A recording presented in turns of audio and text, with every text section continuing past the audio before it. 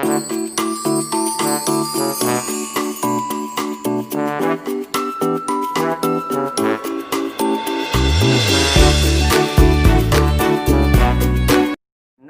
संस्कृताय। संस्कृत कक्षा में आपका स्वागत है। मैं प्रतीत राम वर्मा, असिस्टेंट प्रोफेसर, श्री गांधी महाविद्यालय, सिधौली, सीतापुर। आज मैं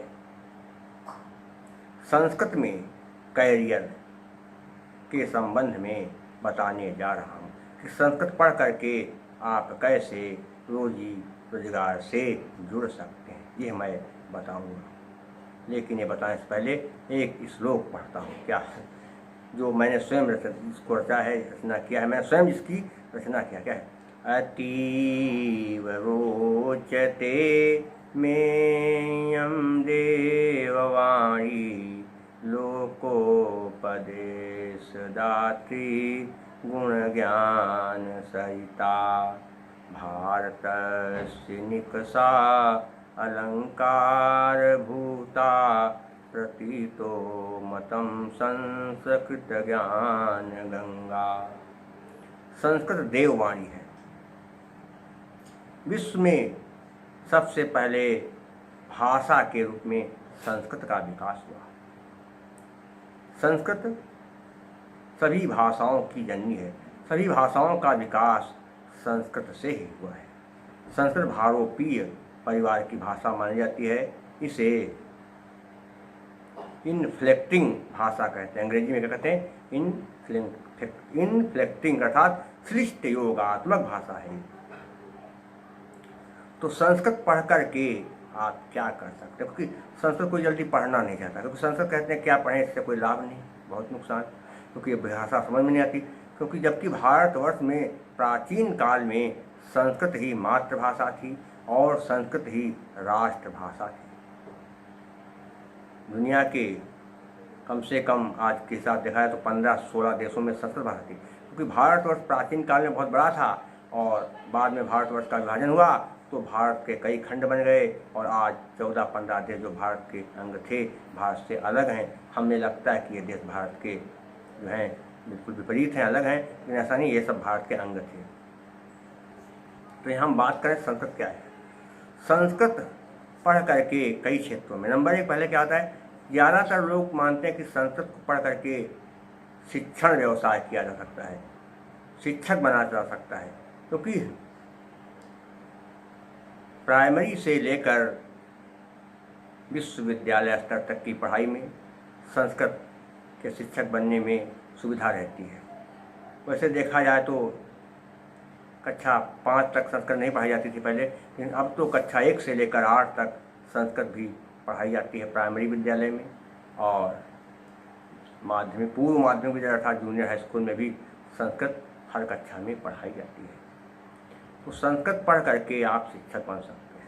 दूसरी चीज़ क्या होती है? TGT, हाई स्कूल में कक्षा 6 से लेकर कक्षा 10 तक पढ़ाने के लिए TGT अर्थात प्रशिक्षित स्नातक शिक्षक की परीक्षा होती है, जगह निकलती हैं, और उसके पर जगह निकलती फिर परीक्षा होती है, फिर इंटरव्यू होता है, उसके बाद उसका चयन होता है।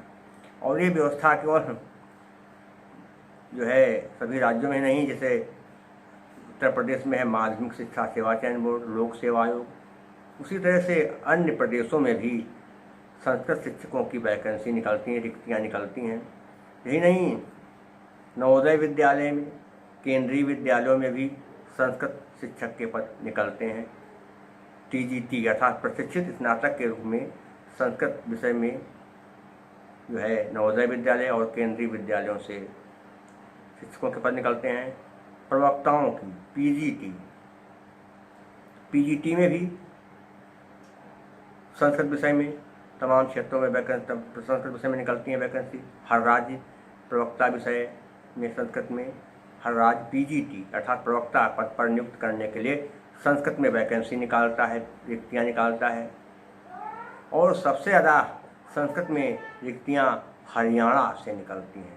अन्य प्रदेशों में भी निकलती हैं, लेकिन हरियाणा में बहुत ज़्यादा निकलती हैं। तो संस्कृत पढ़ करके हम क्या कर सकते हैं? शिक्षक बन सकते हैं पीजीटी, टीजीटी और प्राइमरी माध्यमिक में। और इसके अलावा अगर हम यूजीसी नेट परीक्षा पास कर लें या पीएचडी कर लें तो हम महाविद्यालयों में या विश्वविद्यालयों में भी असिस्टेंट प्रोफेसर बन सकते हैं। और असिस्टेंट प्रोफेसर अब तो नियम सरकार बनाया जा रहा है कि विश्वविद्यालयों में नियुक्ति पाने के लिए पीएचडी होना भी जरूरी है, लेकिन अगर आप यूजीसी नेट परीक्षा पास हैं तो आप महाविद्यालयों में असिस्टेंट प्रोफेसर पद पर नियुक्त होकर के पढ़ाने के पात्र हैं। तो ये हुई क्या, जो शिक्षण के क्षेत्र में प्राइमरी से लेकर के विश्वविद्यालय या उच्च शिक्षा में एमए तक पढ़ाने के लिए जो शिक्षकों की नियुक्ति होती है उसमें संस्कृत के शिक्षक के रूप में भी आप काम कर सकते हैं। कैसा आप कर पाएंगे ये तो आपकी योग्यता पर निर्भर करेगा, इस चीज़ का ध्यान रखें। इसके अलावा एक चीज़ देखते हैं कि प्राइमरी परीक्षा पास करने के प्राइमरी का शिक्षक बनने के लिए बीटीसी डीएलएड करने के बाद टीईटी परीक्षा पास करना होता है और टीईटी में 30 नंबर का संस्कृत भी पूछा जाता है। उसी तरह से माध्यमिक विद्यालयों में पढ़ाने के लिए भी टीईटी होती है तो उसमें भी 30 नंबर की संस्कृत आती है। जो विद्यार्थी स्नातक स्तर पर संस्कृत पढ़ते हैं वो विद्यार्थी अगर थोड़ा जागरूक होते हैं तो एक ही बार में टीईटी और सीटेट अर्थात जो केंद्रीय परीक्षा होती है उसको एक बार में ही पास कर लेते हैं। मेरे तमाम विद्यार्थी ऐसे हैं जो इन्होंने एक ही बार में टीटी और सीटेट दोनों परीक्षाएं एक ही बार में पास कर दिया और वो नौकरी भी पा गए। तो पहली चीज़ क्या हो गई थी इसमें, दूसरी चीज़ कि टीटी और सीटेट में भी जो है संस्कृत पढ़ने वाले विद्यार्थी आसानी से पास हो जाते हैं। शिक्षक के अलावा जो है इसमें और कौन से जो है पद मिलते हैं। सेना में एक होता है धर्म शिक्षक का पद, उसकी जो है वैकेंसी रिक्तियाँ हर साल निकलती हैं और उसमें ये कहा जाता है कि जो लोग स्नातक संस्कृत में हैं वो लोग इस धर्म शिक्षक बनने के पात्र हैं और वो लोग आवेदन करें और वो आवेदन की प्रक्रिया बिल्कुल मुफ्त होती है, एक भी पैसा उसमें फीस नहीं दी जाती है और धर्म शिक्षक का वेतन भी 1 लाख से ज़्यादा ही होता है, बहुत ज़्यादा वेतन होता है और सारी सुविधाएं होती हैं। बीमा सरकार कराती है, माता पिता को अभी खर्चा देती है, तो बहुत सारी सुविधाएं मिलती हैं। धर्म शिक्षक भी बन आप जो है संस्कृत पढ़ करके धर्म शिक्षक बन सकते हैं। यही नहीं, पुरातत्व विभाग और भी तमाम विभाग हैं जिनमें संस्कृत अनुवादकों की जरूरत पड़ती है और यदि आप संस्कृत में थोड़ा व्याकरण का ज्ञान रखते हैं तो आप पुरातत्व विभाग में जब संस्कृत विषय को लेकर के अनुवादक का कोई पद निकले कि संस्कृत की हिंदी में अनुवाद कीजिए, तब आप अनुवादक में भी जो है आप काम कर सकते हैं। यही नहीं, आयुर्वेद भी संस्कृत का एक अंग है। आयुर्वेद का ज्ञान प्राप्त करके आप एक अच्छे वैद्य बन सकते हैं, लोगों का इलाज कर सकते हैं और आयुर्वेद के माध्यम से भी आप अच्छी कमाई कर सकते हैं। योग भी संस्कृत का ही अंग है। बाबा रामदेव बाबा रामदेव भी जो है बाबा रामदेव भी योग के माध्यम से आज लाखों रुपए कमा रहे हैं और योग के माध्यम से ही आचार्य बालकृष्ण आयुर्वेद से जुड़े हैं और तमाम प्रकार के उत्पादन कर रहे हैं, लोग उनकी दवाइयों से खूब ठीक हो रहे हैं। तो योग भी एक क्या है, रोजगार का अंग है। योग आप सीख लें, सिखाएं दूसरों को, इसमें भी आपको रोजगार मिल सकता है, तमाम वैकेंसी आती हैं। आयुर्वेद सीख लें, वैद्य अच्छे बन जाएंगे। यही नहीं, यदि आप ठीक ढंग से अच्छी तरह से कर्मकांड जानते हैं या कर्मकांड नहीं जानते तो कर्मकांड सीख लीजिए और कर्मकांड में भी बहुत कमाई होती है। लोग सोचते हैं कर्मकांड जो है क्या कहते हैं, एक प्रकार से जो है समय समय पर होता है, रोज तो होता नहीं, हमेशा इसमें कमाई नहीं होती।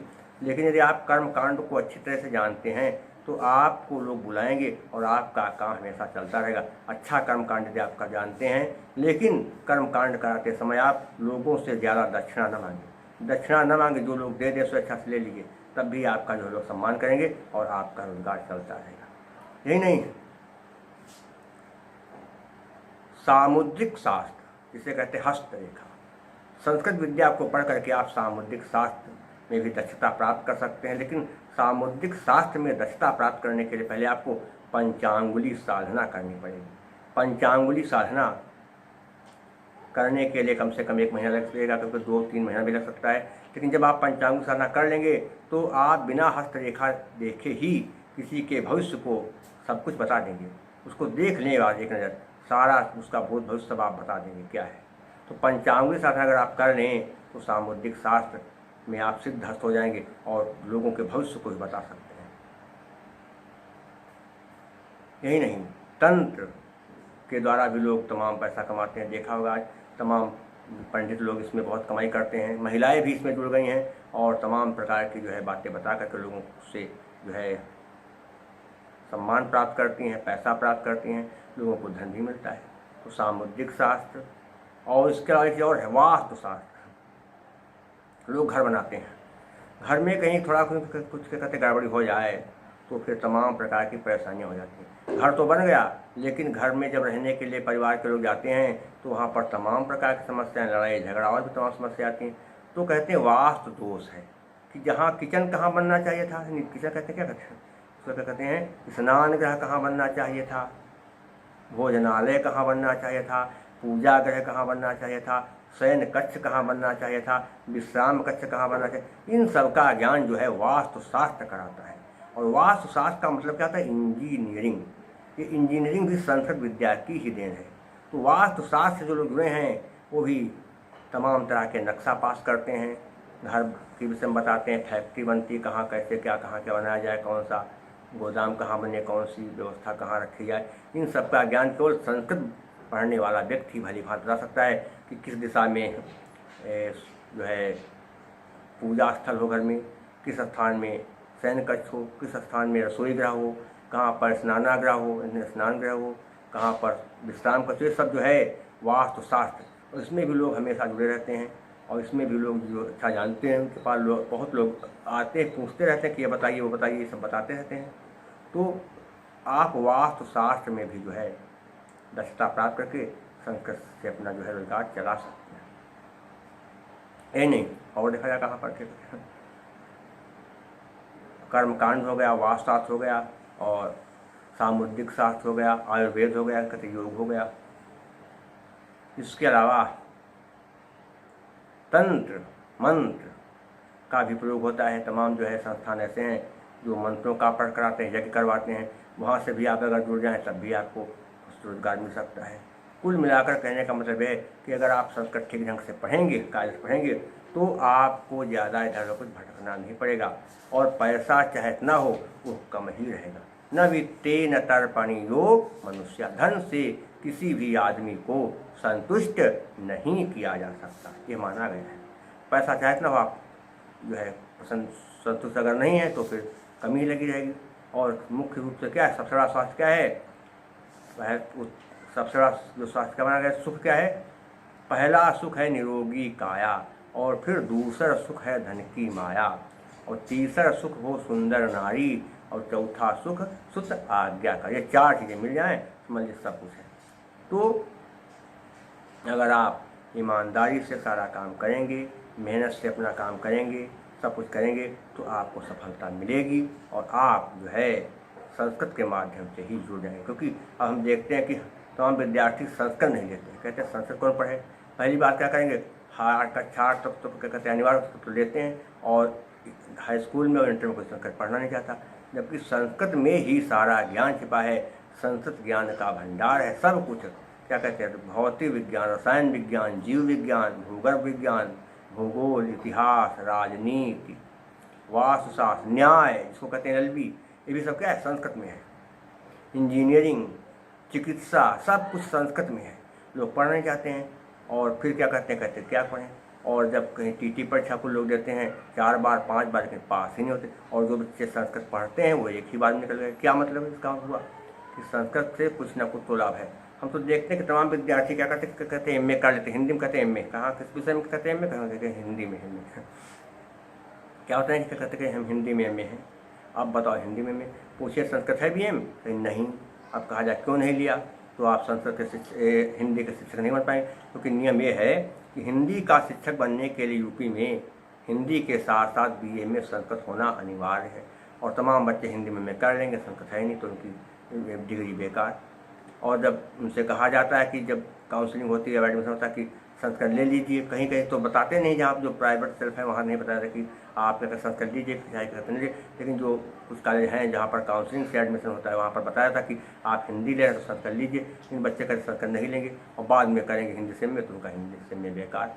इसलिए जो लोग संस्कृत BA में ले लेते हैं वो लोग तुरंत TT परीक्षा पास हो जाते हैं। और अन्य विषयों की अपेक्षा देखा जाए तो संस्कृत में ज्ञान तो बहुत है, पढ़ना भी बहुत है, लेकिन अगर आप संस्कृत मेहनत करेंगे तो आसानी से इसमें आप निकल सकते हैं। विद्यार्थियों का कि दीजिए, जो लेंगे नहीं और बाद में पछताएंगे, किसी कहेंगे किसी ने हमको बताया नहीं कि संस्कृत जरूरी है हिंदी का MA करने के लिए, तो पहले बताओ तो लेंगे नहीं, और जब MA कर डालेंगे तब पछताएंगे, कहेंगे अब फिर से हमको 3 साल संस्कृत में BA करना पड़ेगा।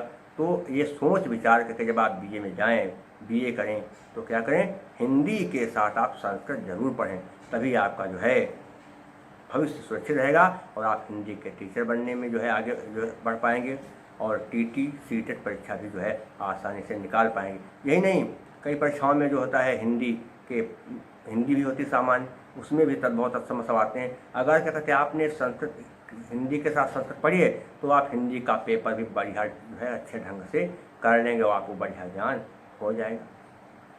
इन सब चीज़ों का आप ध्यान रखेंगे तो आसानी से कहते आपको सफलता मिलेगी। और हम तो देखते हैं कुछ विषय बच्चे कहते लेते हैं, जैसे कहते समाजशास्त्र ले लिया आपने, अब उसमें समाजशास्त्र का कोई सामान्य ज्ञान पूछा नहीं जाएगा। लेकिन हमने देखा कि IAS परीक्षा में सामान्य ज्ञान परीक्षा होती है, PCS परीक्षा में संस्कृत से जुड़े हुए कुछ प्रश्न पूछे गए। पूछा गया कि यम नचिकेता का संवाद किस उपनिषद में है, कहाँ है, कठोपनिषद में, ये आया, IAS में आया था। और भी 1-2 प्रश्न क्या कहते पूछ जाते हैं। तो संस्कृत में सामान्य ज्ञान वाले पेपर में भी 1-2 प्रश्न कभी कभी पूछ लिए जाते हैं। इसलिए आप संस्कृत पढ़ें और दूसरों को भी पढ़ने के लिए प्रेरित करें, क्योंकि इसमें जो है रोजगार है, ऐसा नहीं कि रोजगार नहीं, और इसको पढ़ करके भी आप अपना भविष्य संवार सकते हैं। तो आज के लिए बस इतना ही, शेष मैं आपको अगले अंक में पढ़ाऊँगा। तब तक के लिए नमः संस्कृताय।